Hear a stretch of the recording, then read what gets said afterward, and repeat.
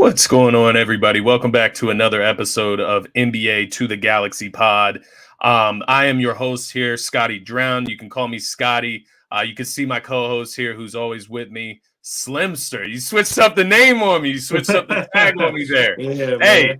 if that's what you want to go by, I got you. I got you, Slimster. So we got Slimster over here. You can find him at RTR30111 on the X app.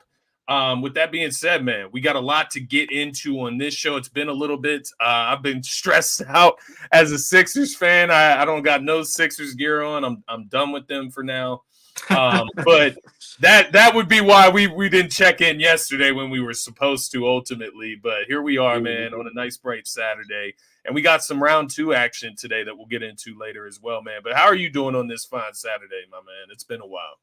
Yeah, it's been a while, bro. Doing good, man. Just enjoying the playoff series. It's been a lot of interesting ones so far. The off season is definitely gonna be fun for sure. But yeah, man, just enjoying these playoff series while I can. Obviously, my team isn't in it. It's been that long since we talked. But yeah, just watching the playoffs, man. Just taking notes. It might be easier for you that way to not have your team in the playoffs because like once you get in it and you're like playing these competitive series, like I know I got a couple friends that are Lakers fans. They played most of those games against the Nuggets very competitively, right? Like they were Right. in most of those games. Same thing with the Sixers and the Knicks. In most of those games, those guys get put down. The Lakers get put down in 5, I believe. And the Sixers get put down in 6, even though the series was fairly close amongst all of it. So, nonetheless, it's a tough pill to swallow, like when you Yeah, have for to sure. lose like that in the first round. So, maybe it saved you from misery where you could just get straight into first round basketball, playoff basketball, start enjoying it as like the casual fan, just the Yeah. general fan of hoops. Because now that's what I got to like switch into now. I got to switch into just enjoy the sport. Yeah. Like I can't enjoy my squad no more, so Yeah, I'm gonna man. have to focus on some of the players that I like around the league, which is ultimately fine, man. I'm used to it at this point. I Yeah, I should be know at you least. used to. Yeah, I man. should be. Yeah. But what do you want to get into first? I'll throw it to you, man. Where do you want to start here? We can discuss the Mavericks and the Clippers series. That's fresh. See That's fresh. see what direction the Clippers looking ahead in this offseason. It's going to be interesting for sure. I mean, you got PG, he's a free agent. We got a player option. Then you got Harden and Westbrook. So it's interesting to see like what route they decide to go. Obviously, they extended Kawhi earlier this year, so just interesting to see like how they want to go about things. So yeah, we can talk about them in their playoff series or whatnot. Yeah. Yeah, no, that's a good place to start because that is fresh on the mind after the game, game 6 last night. So the Yeah, Mavs game closed them six. out in 6, 114-101. Kyrie had 30 points in this game. Hit some incredible shots. I saw some highlights against PJ Tucker. Man, Um, man, man. Luca did not shoot well in this series at all. He went 1 for 10 from the 3-point line last night. Overall for the series, he didn't shoot well. Just because I know I was betting on him throughout the series between threes and his points, and it was not hidden for Luca during this series. So it is interesting that Kyrie, in a sense, I know Luca, he still puts up the gaudy numbers as far as totals, but the efficiency's down. Kyrie was really kind of leading the way from a scoring standpoint for them in Yeah, this for sure. series. So I thought that was interesting, man, just to see that kind of revitalized Kyrie. Like I didn't think he was washed by any means. Like I don't mean it like that. Yeah, But to see like top level Kyrie Irving is pretty great to see because it feels like it's been a while, man. yeah. It's been a while. I know Luca came out and said that he got to help Kyrie score the ball more, help him win, or something like Yeah, that. So yeah, yeah, Luca he has been he knows. struggling pretty much, but Kyrie he's been on one all series long. I mean, the degree of shots and layups he was making last night was just insane, man. I mean, and I feel for PJ Tucker, man. I mean, you didn't get many runs throughout the regular season, then. Yeah, You get in the starting lineup, and then your assignment is to guard Kyrie Irving. I mean, you got your work cut out for you right there. So, right, yeah, and then right. PJ, he's not, young or anything like that. But, man, Kyrie, man. But his Yeah, Mavericks teams, they're very interesting moving forward. I mean, it's they're going to be well an rounded. interesting series against the Thunder coming up for real. And I love what they did at the trade deadline. Me and you both talked about this a lot of times. Yeah, Feel like they got better pieces then and guys who PJ come. Washington. Yeah, PJ Washington, Gafford, Yeah. and the Ricky Lively. They hit it on the head drafting him. So yeah, Yeah. man, watch out for this Dallas team, man. No, that's a good call. That's a good call. Just looking into like the second round matchups from a far scope here. I believe that first game's on Monday between Yeah, OKC and Dallas, but that's going to be a hell of a series because you do have like that well-rounded OKC team. They are really young, but then you got the Dallas Mavericks who just have that major star power in the duo with Luca and Kyrie, and I feel like Luca can only play better against OKC compared to what he played against the Clippers here. And then fair you enough. mentioned it, man. The pickups at the trade deadline definitely made them a lot more well rounded with PJ Washington and Gafford. Like the rebounding, the toughness, the defense, the length, a lot more athleticism there too when you throw in Lively. So I do like what the Mavs are doing. Let's switch lanes here and talk about uh where the drama is, because that's all it's going to be for the Clippers this offseason, I believe, unless they Yeah, lock up Paul George and lock up James Harden early. There's going to be some drama there between who they decide to bring back, who they don't, if they're able to bring both of them back, what their contracts look like if they bring them back. But I'll ask you, man, right off the top, like if you're the Clippers, if you're a Clippers fan, do you want Paul George back? Do you want James Harden back? Do you want both back? Are you willing to give a guy like Paul George max money if he's able to get it elsewhere and there's a competing team? Like, where are you at with those two players specifically? We know Russell Westbrook, he's a little bit past top tier player, right, compared to these guys right. that Yeah, could get close to a max this offseason. yeah, for sure. For me, like I'm a huge Paul George fan, but I like him, yeah. it's just tough, man. Like he just started to question, like, is he the guy to, put you over the hump to get the job done? Ultimately, like you can say the same thing with Harden. I mean, he started the Yeah, series out strong. I think his first two games he played really well, but since then it's been like kind of rocky, yeah, Um, his shots just wasn't falling or whatnot. He just couldn't create for himself. But yeah, with PG, like I think it's maybe time for them to move on. See if you can get an right. upgrade out there, a guy who's proven. If you still trying to go in the way of like contending for a title or like rebuilding or whatnot, but if you still got Kawhi signed long term, then you should probably Yeah, like look you to got to see if go you can for a get. title. Yeah, see if you Yeah, can like get better pieces alongside him because I don't think Harden or PG are the guys to get the job done. I mean, they just prove it year after year. So yeah. yeah, especially Harden to be exact. But what route If would you you are, head in though? If you was a Clippers fan, like would you want them to keep PG or Harden? How would you like go about it? yeah, I was actually going to ask you kind of a similar thing, like which one would you want if you had to keep one? But I guess it let me put it that way. If I had to keep one, man, it is tough because I feel like Harden played better in the postseason than Paul George did. And I'm just looking at the Mhm. numbers here to confirm that. So Harden 38% from three, Paul George 37%. Harden 45% from the field, Paul George 41 from the field. Yeah, that's terrible. Harden 21 points, Paul George 19. Harden 4 rebounds, Paul George 7. Harden 8 assists, Paul George around 5.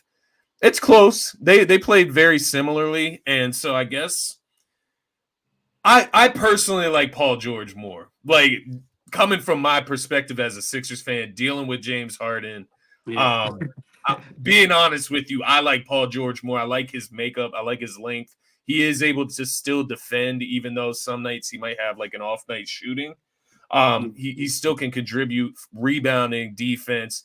For example, like Sixers have some money to spend. I would throw a bag at Paul George. I would consider it. I would consider it. I don't know if I would do a max. Depends what his market is like. Um, but yeah, I think even if I'm the Clippers, I think I'm still going Paul George. The thing with the Clippers, though, Harden is the better playmaker than Paul George. So if you take Harden off that team compared to you do have a similar player in Kawhi to Paul George. So Right. I don't know. It's something to consider there. Maybe that makes Harden the guy that you would want to bring back more. But I agree with you. I think ultimately, whether you don't bring both back, bring one of them back, and then with the other part of your money, whatever you can do, go in a new direction. Try to get some youth in there. Coffee, he showed some signs. Give Terrence Mann some more Yeah, playing Terrence time. Mann. Yep. Bones Highland, like there's some young Yeah, guys on that team for that sure. they can Yeah. give some PT to as well, man. So Yeah. it Gotta is mix interesting things though, up. because Gotta it mix always things comes up. down to Kawhi. Yeah. Is he going to be healthy? Yeah, that's something interesting too. Like you start to wonder, like, at this stage of his career, like, is he the guy anymore? Like, obviously, he's proven, Yeah, when he's with the Raptors, that he can be the number one option on a championship team. But, since then, it's been kind of iffy. Like, yeah, nobody ever questioned his talent. It's inconsistent. just his availability, and he just, every time around postseason, he gets injured or whatnot. So it's just like tough to see for sure. But they got tough decisions to be made for sure, man. Yeah, yeah, it's going to be tough to do. Going out in the first round, man, it is very similar to the other team we got to talk about. That's the Sixers in the Knicks series. Obviously, that concluded on Thursday, Game 6. Similar situation, I believe, for the Sixers and the Clippers. You look at the Sixers; they go out in the first round. That's not anywhere close to what we would have been thinking about as Sixers fans or as a Sixers organization. I say we. Um, that was not the goal, right? To lose in the Yeah. first round to the New York Knicks. Embiid played. He was a little beat up, but he did play. Maxey obviously ascended this season. But going into the offseason, right? Looking at it from that standpoint, there's nobody on this team that's a lock outside of Maxey and Embiid. And so there is going to be new pieces on this roster, which I am excited for. It is why I was able to get up this morning and really work myself up to hop back on the pod with you today after that Yeah. miserable series. But yeah, the Sixers got a lot of questions around their roster as well, man, similar to the Clippers. And there's a lot of change that needs to happen for that team to end up competing with the likes of a Boston, or even to get out to get past a team like the New York Knicks. Apparently, they're going to need to add some pieces this offseason, man. So, what were your thoughts on that series? Because obviously, I'm a little biased. I could share mine. What were your thoughts watching that series?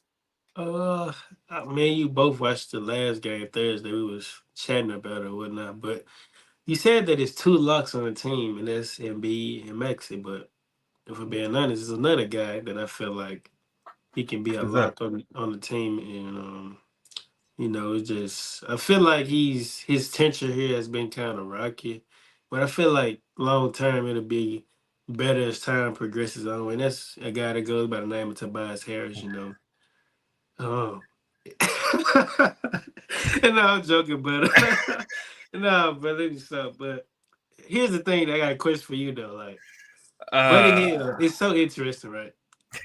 When I look at Buddy Hill, it's a similar situation that Duncan Robinson was in with the Miami Heat, right? I think it was yeah, 22 playoffs. So basically, like the reason he stopped getting PT was because of his defense, right? Like he just couldn't guard. But offensively, though, he does provide you floor spacing. And I was kind of yeah, confused why like Buddy Hill minutes start to slowly like decrease, or when yeah, he was getting DNPs. I hadn't meant to hit you up about that, but when I seen him come out firing and all cylinders this Thursday night, I'm like, man, like imagine if y'all would have just give this man all Tobias minutes, how yeah, things would have looked. yeah, Because like you gotta understand, like I know Tobias has like a size advantage over Buddy, but y'all still have Nicholas Batum, Kelly Oubre. Those guys have some height and size on them. So yeah, the last game I was curious to see why Nick Nurse decided to play Tobias more over Buddy Hill opposed yeah, to Buddy Hill scoring 20 points and then Tobias scoring zero. So it's interesting. But overall, over this series though, man, it's interesting. Like the foul call clearly favors New York. I mean, no doubt about it.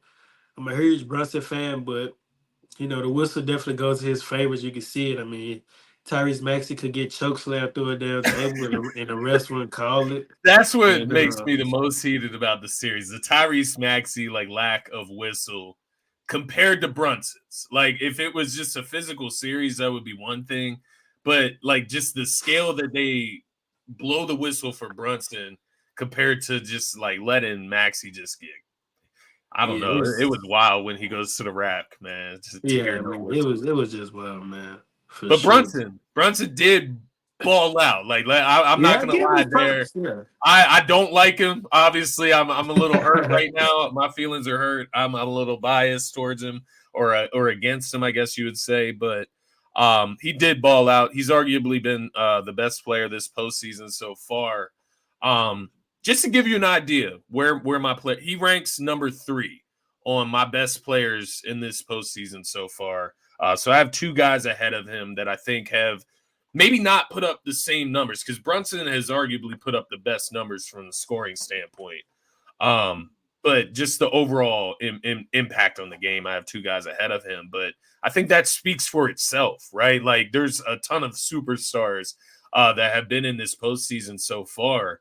And for Brunson to kind of lead the way there, being the tops of it, it speaks for itself and what New York has there.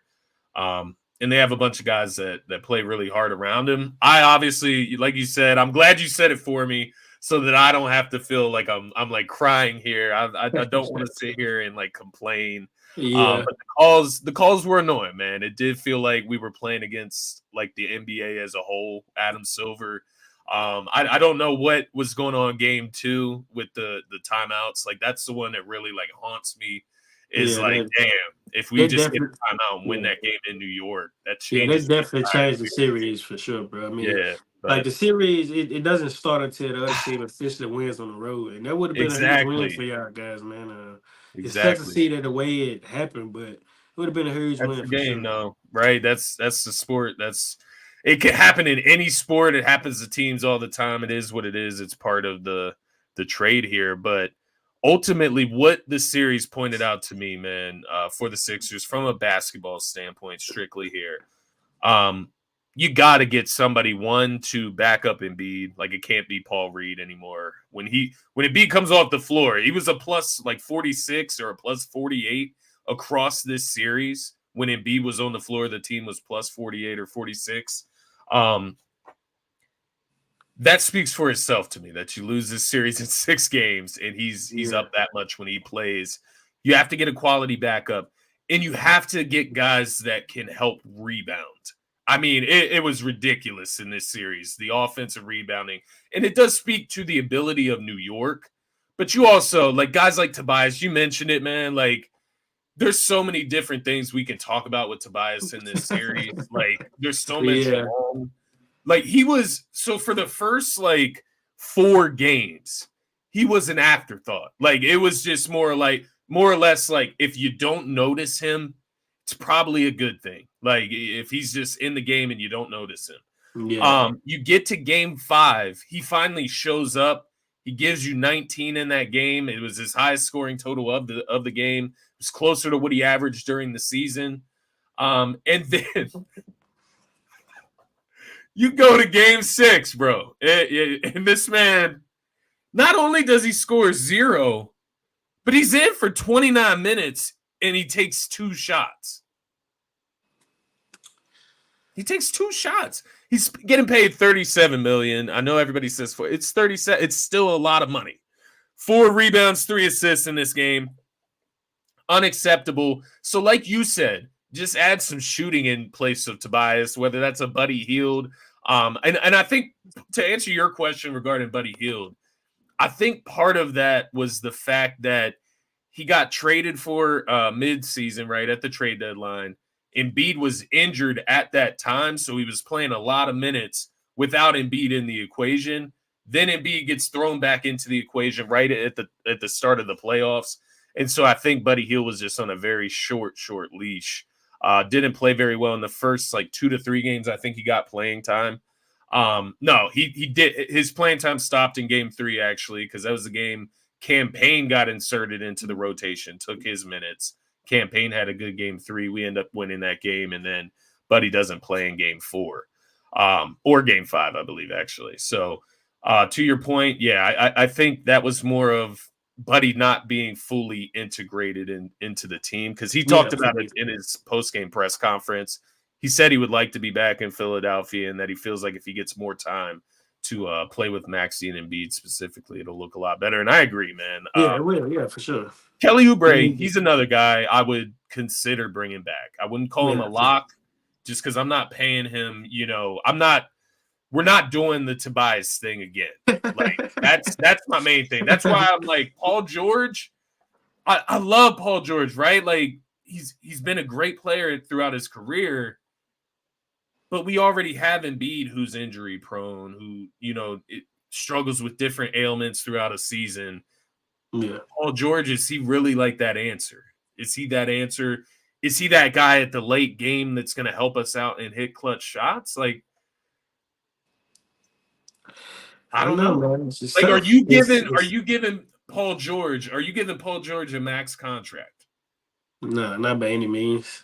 I'd give it like 3 year, 70 million, like 75, something like that. Yeah, But I wouldn't give him a 4 year, like 135 or 130. Nah. I But then feel again, like it's to tough get him out because of LA, you know what I mean? You're going to have to pay the max. Like, if they're not willing to pay the max, you'll have to pay the max to get him out of LA.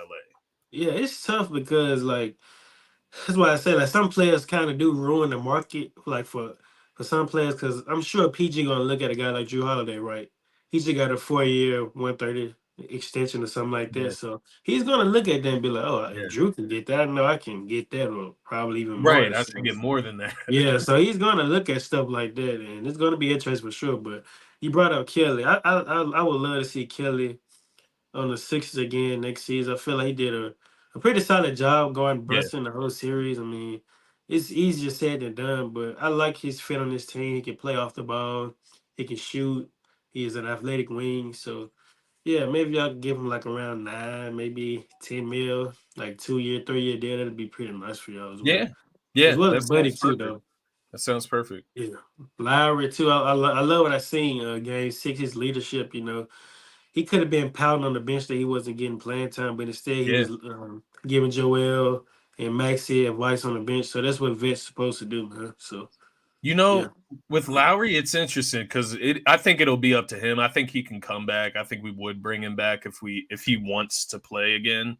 yeah, But if he didn't, I would just put him on the coaching staff, man. Like he's not a bad played with idea. Nick Nurse a large part of his career. I'm sure Yeah. they're familiar with each other. Philly native, Yeah, exactly. Lord, It would yeah, make yeah, sense. and Batum is another guy. Like if he's not retiring, I would take Batum back as well. I don't think he would yeah, cost that much. yeah. So you brought up that y'all need more rebound in the backup bid.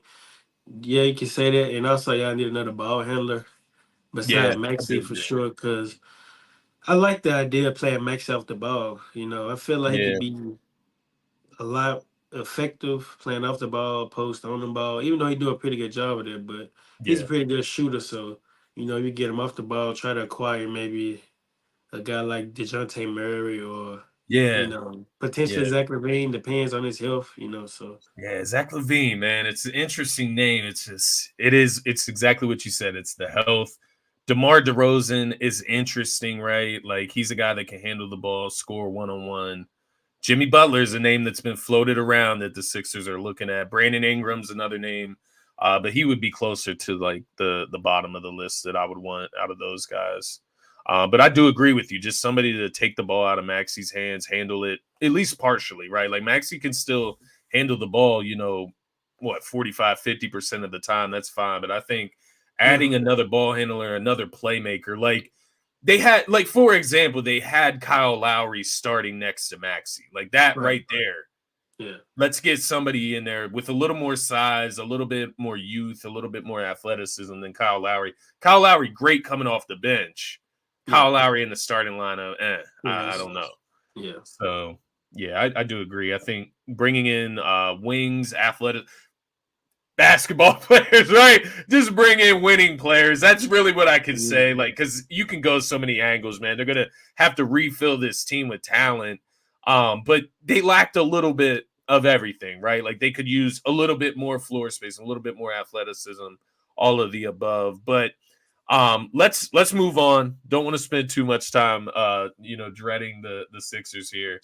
Um, let's go to that Pacers Bucks game because that Pacers Bucks series because that just wrapped up a few nights ago as well. Obviously, Dame not didn't play in a few games in this series, but did play in the last game that they lost. Chris Middleton looked a little revitalized in this series.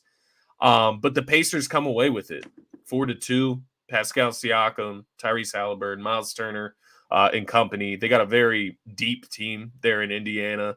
What were your thoughts on that series overall? I love what I seen from this young Pacers team. I feel like um, Tyrese kind of like, I ain't gonna say handed the keys to Pascal, but just sort of like gave him the confidence to go out there and be aggressive offensively, go out there and lead Yeah, us, in which he has been. I think he's averaging like what 22, 23 points per game in that series. So yeah, just love to see Pascal the way he's been fitting in with this team. This is Rick Carlisle's first playoff series win since I think they won the chip back in 11, so that's pretty nice to see. So yeah, yeah, but I like this young Pacers team.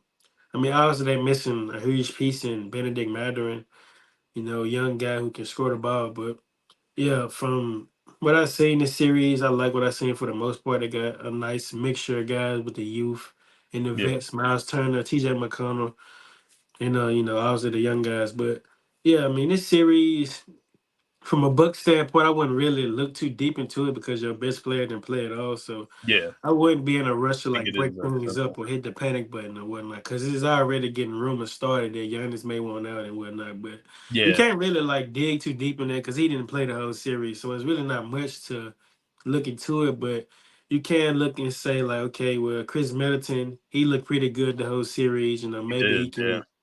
can, we can move forward with something like that or potentially flip him. Bobby, he's looked pretty good as well. So yeah, just interesting to see like what route, but I'm pretty sure you're going to go on the route of like discussing what Pat Bev did because that was wild to see, man. Yeah, so as far as the Bucks, I do agree with you. I think when you don't have Giannis, like you kind of just have to throw it out. Damian Lillard, I mean, I thought he played well when he did play here. There's obviously going to be the concerns as he gets older, but overall, I thought he looked pretty good in this series when he did play. Chris Middleton, like you said, down the line. Maybe Brooke Lopez is a guy that isn't there. I don't know. Where do you make the change with this Yeah, team? It'll be he interesting probably to make see. some. Yeah, he makes some moves for sure. Because Yeah, I but mean, the Pat Bev thing, it is interesting because he had obviously two incidents after the loss to the Pacers in that game six. Obviously, throwing the ball, trying to throw it at a fan, but ends up hitting a woman that works with the Milwaukee Bucks. And then after the game, obviously, just being kind of a dick to to one yeah, of the reporters from ESPN, a female it's reporter, pretty. and that's all I can say. He just looks kind of like a dick right now. Yeah, the next That's kind 5 of how years I is feel, mine. man. But that's Pat Bev. He kind of is a dickhead in a Yeah. sense, man. It was hilarious seeing Draymond's take on it, though. I will say that. Are you Yeah, saying that? Yeah, I seen it yeah, it too. was hilarious seeing him talk about it because it sounded like he was talking about himself. But to be fair, I don't know if Draymond's ever done anything like throwing a ball at a Yeah, fan. I don't think Dre would So do that, but that is yeah, I mean, a because little from my far. understanding, like a report came out from Shams that the fan said Cancun on three. That was all that he said, from my understanding. So Yeah, if that's if that all he is to said, that's be, crazy. if that is all he said, that's kind of wild, Pat. Because I'm like, bro, you really. I was like, I understand you frustrated. You got Yeah, put out the playoffs. he's supposed to I be mean, mature though. yeah, for sure you've been in this league a long time, but I had to get in on the trolling, because back in 19, the 20 season, opening night, we played the Clippers and they beat our ass. It was our first game at Chase Center, by the way, and Pat Bell told Steph that the next 5 years is his. So let's kind of like retract. It's been 5 years since then, so let's retract a little bit. So 1920, you blew a 3-1 lead to the Nuggets in the bubble, right? The next season, 2021, y'all made the conference finals for the first time in 40 years. So that's pretty good. But then the offseason, you got traded to Memphis. Then the Memphis traded you to the Timberwolves, which y'all made the play-in tournament, and y'all won and y'all celebrated like it was a championship game. So y'all ended up getting bounced by the Grizzlies Definitely. overall. So that was that. Then the 20, what was it, 22-23 last season. He went to LA, he went to the Lakers. Well, actually, the Timberwolves traded him to the Jazz, and they bought his contract out, and Yeah. he signed with the Lakers. And then the Lakers ended up trading him to the Magic, who bought his contract out. And he signed with the Bulls, and he finished the season. Now they didn't make the playoffs that year, so he ended up signing with the Philadelphia 76ers in the offseason, right? And he ended up getting traded to the Milwaukee Bucks. So yeah, the 5 years since he said that has been quite interesting with Patrick Beverly, man. You know, he's it's interesting for sure. But yeah, it's funny. I'm sure he has a ton of haters out there, man. I'm sure. Been But on a he lot is of different teams, bro. he's an interesting guy for sure. But that was yeah, a little embarrassing for him, I would imagine, at the end of that game. Moving Yeah. into the next year, what do you think about that Pacers Knicks matchup? Who are you feeling in that series? To be honest, bro, I got the Pacers in 7. I think Pascal Sam gonna be the X factor in this series. Like obviously, I think OG gonna guard him, but if he can pop off and give you about 23, 24 a game, then and the others Yeah. contribute in the right ways, then I feel like they can get the best of New York because I think at some point, like I don't know if it's gonna be this series for New York or if they advance, but you're going to feel the effect of Julius Randle not being able to play like a guy who's averaged 24 points per game for you. You're going to eventually feel that for sure. Because I'm not saying Brunson going to slow down by any means, but just not having Randle out there, you're going to eventually feel that at some point in these playoffs. So yeah, I think the Pacers in 7. I think they can get the job done for sure. I'll be interested to see how that series is officiated. I'm interested to see how they officiate Jalen Brunson against the Indiana Pacers. I'm interested because there's been a lot of complaining over the last few days about the jumping backwards, that type of stuff. I also think with the New York Knicks, just the reality of it, Josh Hart's going to come back to earth. Like he's just not going to keep shooting the ball like that. That's not who he is. I think a Yeah, lot of that series, man, like as much as I hate to admit it, I think a lot of it was those Villanova kids like going against Philadelphia, like having played in Villanova and the whole argument about all of that. I think Josh Hart like played out of his freaking mind. And I just don't know if he's going to be able to do that, like you said, against the likes of a Pascal Siakam, which is just kind of completely different than anything the Sixers are really going to pose at you because you have Miles Turner. He's going to, be matched up with Hartenstein. He's going to space the floor. He's going to rebound. And then you have Pascal Siakam, who does a lot of everything. yeah, And once again, Tyrese Halliburton, you know what he's capable of. So who's going to win that battle out of Halliburton and Brunson? That's going to be interesting. We know what Brunson can do scoring. We know what Halliburton can do, like playmaking, getting his teammates involved. But the Pacers, I mean, they had big series from a bunch of different guys. Nimhard, TJ McConnell had some big yeah. games He in this did. series. I mean, they're a very, very deep team, even Yeah, without uh, Benedict Mathurin. So I yeah, know a lot of, I obviously follow just a lot of Sixers fans. I'm in deep into Philadelphia sports Twitter.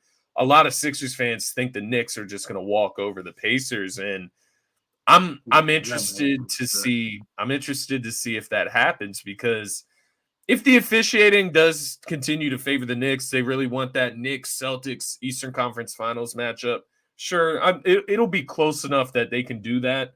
Um, I don't know which way to go in this one. I do think it'll be 7 games, though. I think these teams are fairly close. I think Indiana, they'll have just like a better rebounding opportunity with their makeup of their team against the Knicks, and I feel like the Knicks rely heavily on offensive rebounds specifically, just as far as getting extra possessions and extra shots. They like to muck it up. So Yeah. I think Pacers, the way they score the ball, the way they're able to get up into the 120s. I don't know if the Knicks are going to be able to keep up with that, but they've defied the odds, right, since they got in Jalen Brunson. I get that trend. Um, man, I'm kind of leaning Pacers, but I can't tell if I'm just being biased. So I'll kind of sit out this series. I want the Yeah, Pacers to win, so I'll sit out picking on that series. I do think it goes 7 games, so. yeah, for Um, sure. Yeah, man, just Pacers, they got a lot of nice young pieces over there. I forgot they got Neesmith too. He's pretty solid. Yeah, Neesmith. There's another guy I'm forgetting too. Ben Shepherd or something. Ben Shepherd. That's Yeah, exactly who I was Ben thinking of. Shepherd. Yeah, He's they a got some he's a nice great pieces over hustle there. player too. But was it another like question you was gonna ask about like another series or something? Because I got something else I want to ask you. Oh yeah, go ahead. So the Lakers fired Darvin Ham yesterday, and Yeah.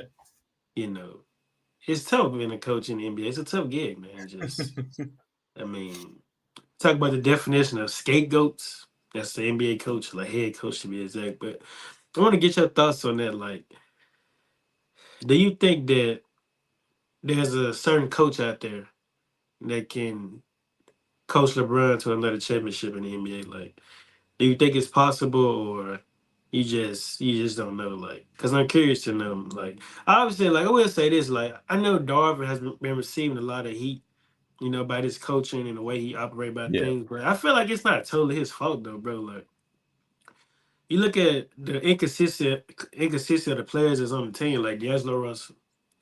One game he'll score, he'll have 7 threes. The next game, 0 points. Yeah. Like what is he supposed to do about that? Like then you want him to switch it up, right? But it's only so much he can do, like with the guys that's on the roster at the moment. So, but yeah, I mean, what are your thoughts? Like, is there a coach out there that can coach LeBron to another championship? So it is interesting. They go ahead, they fire Darvin Ham. I do get where you're coming from, scapegoat. Was this, was them losing in the first round? Was that Darvin Ham's fault? Ultimately, no, I don't think it was. I think that was Yeah, more of like same here, bro.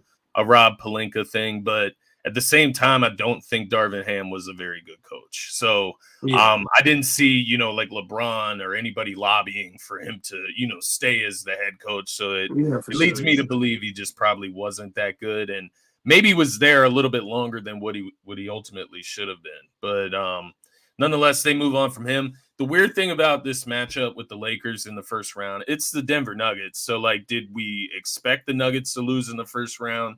Nah, No. Did we I expect the Lakers to lose in five? Probably not, but it is the Nuggets. It is the defending champs. It is kind of a luck of the draw.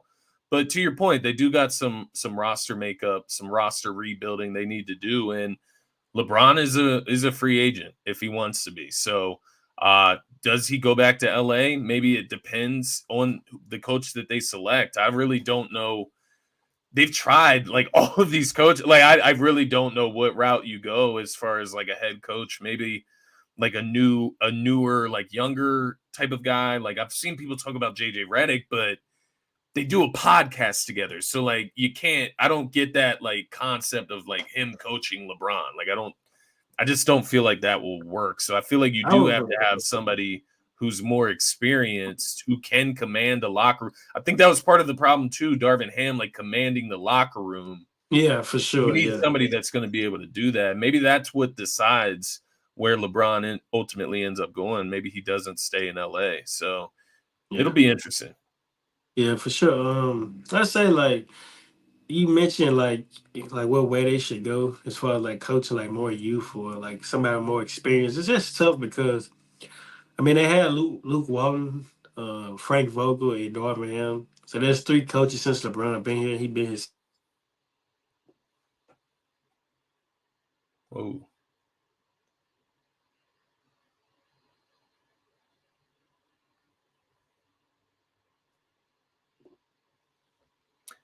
I can't hear you. Can you hear me?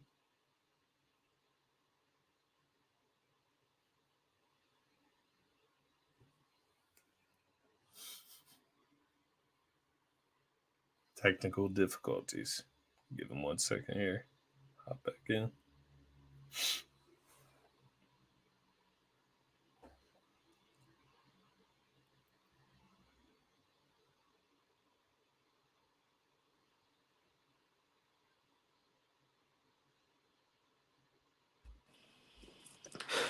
I don't back for my bad. I don't know what happened, but what I was saying was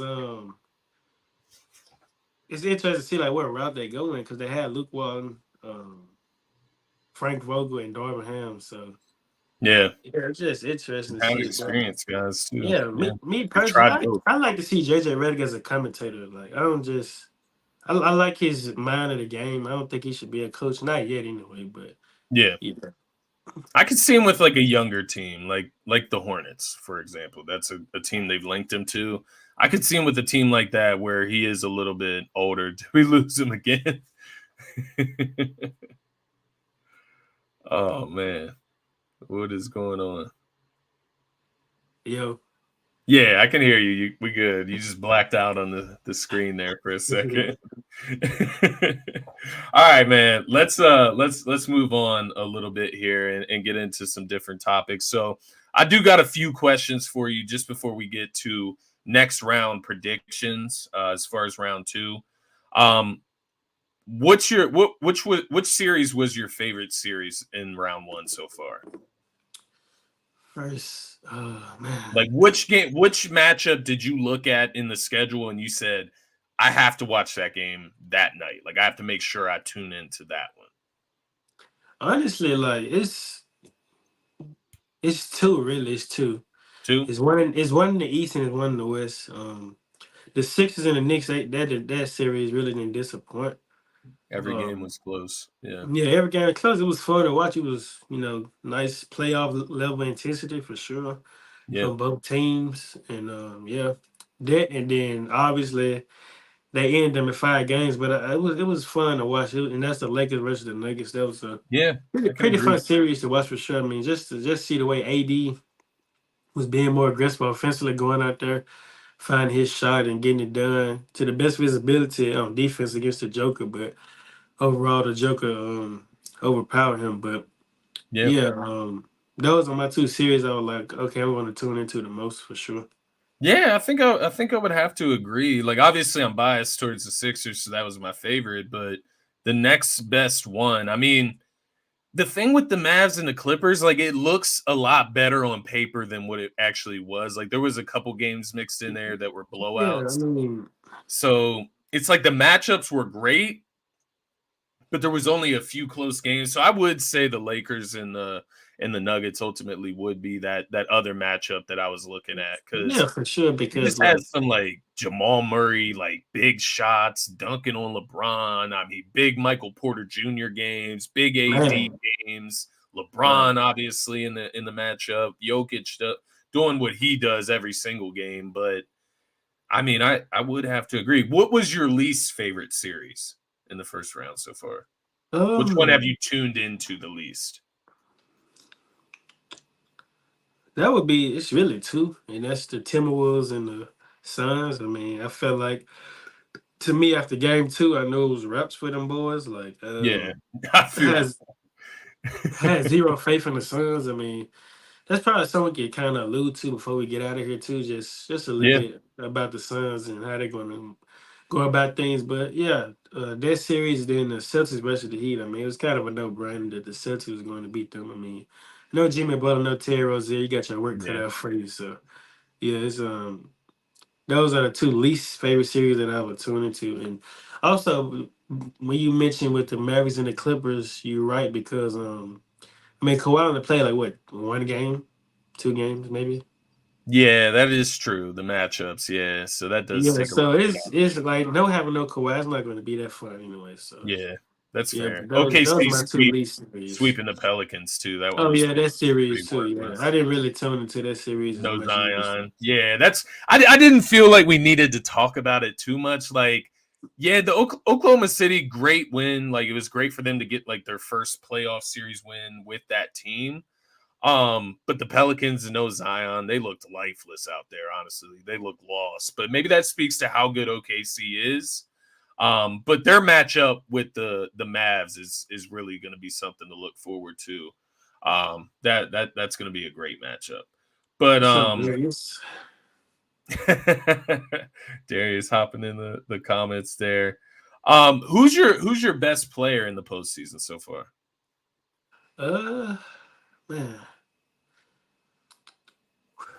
I want to say Nikola Jokic.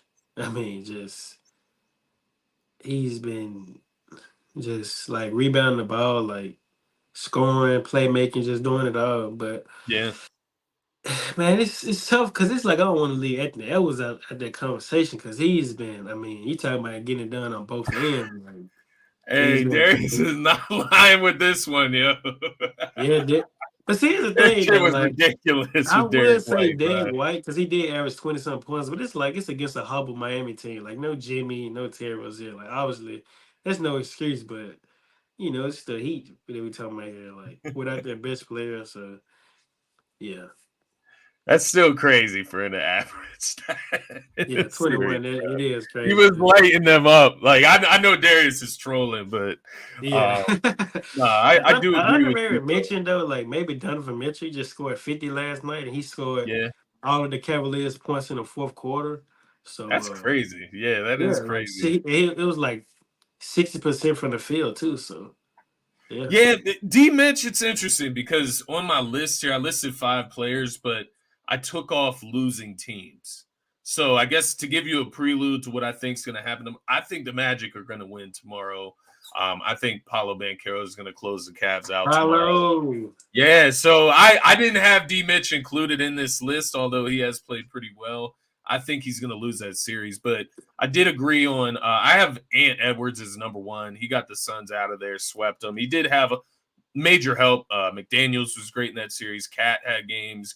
Gobert had Yeah, games. Keely So Alexander he had Walker, help. he's been pretty good too. Yeah, he Mike had help Conley. by all means. But so did Jokic, right? And Jokic is my number 2 guy who I think has been most impactful, most impressive so far.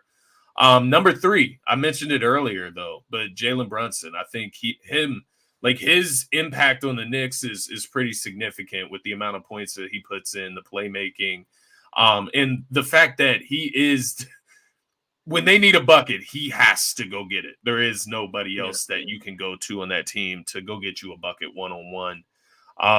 Kyrie Irving, another guy I have written down here. I think he's been amazing so far this postseason.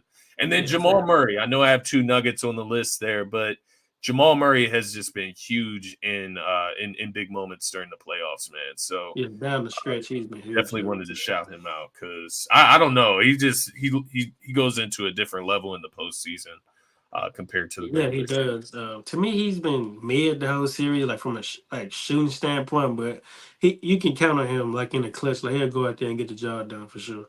Yeah, no, I completely agree with you. Before we get out of here, my man, let's make picks on the second round series, and we can even do the one that hasn't finished. You can just pick who you think's going to win that series, and then move on to the round 2 and who you think's going to win. Does it really matter? Like, are you picking anybody over the Celtics? Like, I mean, I don't know if you are, but doesn't really matter who wins tomorrow, in my Yeah. opinion. Looking at these series and looking at which ones are most interesting, the least interesting. I'll start with which one I think is the least interesting. I feel like you'll agree. The Celtics versus whoever it would be, the Magic of or the Cavs. Where do you think this series goes? Are you just all in on the Celtics no matter what matchup? Is there a matchup you like more against the Celtics between those 2 teams? Well, here's the thing: it's interesting because Porzingis, like he could potentially miss the whole second round, so Yeah, that's a huge loss for them. So the Cavs, whoever it be, the Cavs or the Magic, maybe they got the Celtics number. Like they can potentially do something here. Who knows? Because not having Porzingis, it's a huge loss for them on both ends. Your rim protector. Offensively, he spaces the floor for you. He yeah. 7 foot guy, you can post up. He just give you a different look that you're not really accustomed to seeing. So yeah, but I say it should be an interesting series for sure. We'll see how things try to go for sure. I mean, not having up Porzingis, so yeah. It's interesting. I do think even without Porzingis, I do think that whoever it is, 6 games max. I mean max. I would probably say 5 games. Maybe the other team gets one. Maybe if it's the Cavs, I guess I would say the Cavs would fare a little bit better against the Celtics. But if Porzingis is out, maybe Paulo is that mismatch against the Celtics. You get some Duke versus Duke. So that's what I would like to see between him and Tatum. But yeah, I think I would go with the Celtics probably in 5 against whichever one of those teams they play. Um, Looking at the next series, I think would be in line here. The Pacers and the Knicks. You already said that you're going with the Pacers in 7. Um, I think for me, I'm ready to make a decision on it. I know I wasn't earlier. The moment of truth, ladies and gentlemen. I'm gonna go with the Knicks, man. I do think the Knicks are gonna win this series. I'm gonna go with the team that has the home court advantage, has the higher seeding, is the owner of the or the the commissioner of the NBA's favorite team in the New York Knicks. I think that it's destined to be the Celtics and the Knicks in the Eastern Conference Finals. So I will go with the Knicks in that series. I do think it's going to be closer than what at least Philly fans expect, which is the Knicks to just run all over the pace. I don't think it's going to be like that. But I do got the we lost Slim again. I got the Knicks beating the Pacers in 7 there. Um, the next series, we get you back, Slim. Yeah, we back, bro. Everybody calling my damn phone, bro. They calling me, man. They calling me, bro. All right. So then the last 2 series, we go over to the Western Conference, Slim. The Thunder versus the Mavs. Where are you at with that series? That's gonna be an interesting series, bro. I'm not gonna lie. It Yeah, really I is, like that man. matchup a lot. It is, but I think like to some degree, well, not to some degree. I feel like the experience that the Mavericks overall have over the Thunder will play its part, like in them overall winning the series. Not just from a player standpoint, but from a coaching standpoint. Like Jason Kidd, opposed to the Thunder head coach, you got more experience, being a coach and whatnot. So yeah, it'll play its factor for sure. But it's gonna be a fun series for sure, man. But I think that overall the Mavericks will beat them in like 6, maybe 7 though. I like that. I do like that. And I do like your point about the Mavericks with experience. I think Kyrie Irving, right? Like Yeah, Kyrie. SGA MVP candidate, right? Obviously he's gonna ball out. I think Jalen Williams has been more than impressive so far. They obviously got talent, Chet Holmgren down the line, right? But I do wonder if Luka just has a better series against OKC than he did against the Clippers, right? Like, what does that look like if Luka's hitting his 35-point marks, right, and Yeah. his double-digit assist marks? I get it. Defense intensifies. They are going to have a few guys that they can throw at him, including Lou Dort. But Yeah, I think the Mavs, I just think the experience, I think they did get the perfect pieces at the trade deadline. I think that they get through the Thunder. I'm gonna go in 7 though. I think this Thunder team is gonna make it a really, really tough series. They're gonna be a really tough out um, against the Dallas Mavericks. But we'll see, man. We'll see. Thunder yeah, have the for home sure. court advantage. They'll get if it does go 7, they do have the favor there, right, with home court advantage. But let's move to the last series to talk about here in the second round. And that's going to be the T-Wolves versus the Denver Nuggets. Game one today. Game one today. Game 1 today. Where are you at? Where are you at with this series? Man, Because this is close as hell for me. This is close for me. I will say this though, like I feel like the teams that's left in the West, the Wolves, they match up perfectly with the Nuggets opposed to other teams. Like they have the personnel, Yeah, like they got I agree with size that. and length. They can match the physicality. They're a big team as well. So, Yeah, um, man, it's gonna be interesting for sure. I think overall the Nuggets beat them. Like I feel like they can if the Nuggets can like play Rudy Gobert off the floor, then that'll be like a total game changer for them. Like if they can do that, but I think overall they'll win in 6 or 7. It could potentially go 7, but overall I got the Nuggets winning for sure. I do feel you. It's hard to pick against the Nuggets. That's what it comes down to. It's hard to pick against Jokic. It's hard to pick against like the mismatch that he presents for anybody, especially when you talk about teams having to travel to Denver as well, right? That Yeah, that altitude. multitude. Yeah, that's I mean, that's just like a different it is literally a different atmosphere. Like yeah, it literally. is. That's like the Um, Nuggets 6 man, bro. yeah, it really is, man. It's incredible because I understand it having been to Denver a few times myself. It is hard to breathe out there if you're not used to it, man. But um, I love this T Wolves team. I really do. I love Ant Edwards. I love the way they play. I love kind of their defensive makeup with Rudy Gobert and Edwards committed on the defensive end. You got the floor spacing, Cat. Jaden McDaniels, obviously one of the best perimeter 3-and-D type of defenders in the NBA. But it's the Nuggets, man. It's the defending champs, and I feel like I have to give them the benefit of doubt. Like, if I have these teams, neck and neck, 50-50, I have to give the benefit of the doubt, the experience to the Nuggets. And that's Yeah. where I'm going to go. I'm going to go Nuggets in 7. I think the T-Wolves are going to push them to the brink. I do think ultimately this is going to be the Nuggets' biggest test. I think you mentioned that with like the way the T-Wolves match up with them, with the big men, with having Rudy Gobert available to guard a guy like Nikola Jokic. That's a game changer within itself when it comes to matchups. But that being said, if I had to pick who I think is going to win the championship, I mean, the Nuggets or the Celtics, and I would probably lean the Nuggets right now. So Yeah, me too. yeah, I would say the Nuggets in 7, but I do think this might be, I mean, this could be a better matchup for them than the Boston Celtics. Like, honestly, like just from a defensive perspective, like just looking at it from that standpoint, matching up with Nikola Jokic and then matching up across the board. I'm interested to see who guards Jamal Murray, right? Yeah, Like size who wise. guards Michael Porter Jr.? Is that Cat? Is who's going to guard him? So, well, Cat will be on Aaron Gordon, I would imagine, actually. So Yeah, that yeah, that'll he'll be be the on matchup. HG for sure. Yeah. McDaniels, who does he guard?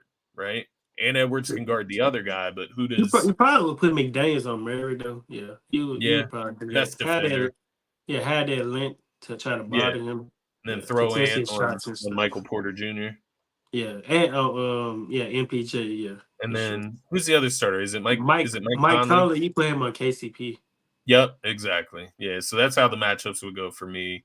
Who do you think wins today, game 1? I think the Wolves will win game 1. I don't know. I think they'll win it for sure. I got a feeling. Come out with some energy. It is in Denver. I think they win today. You got the T-Wolves. That's interesting, man.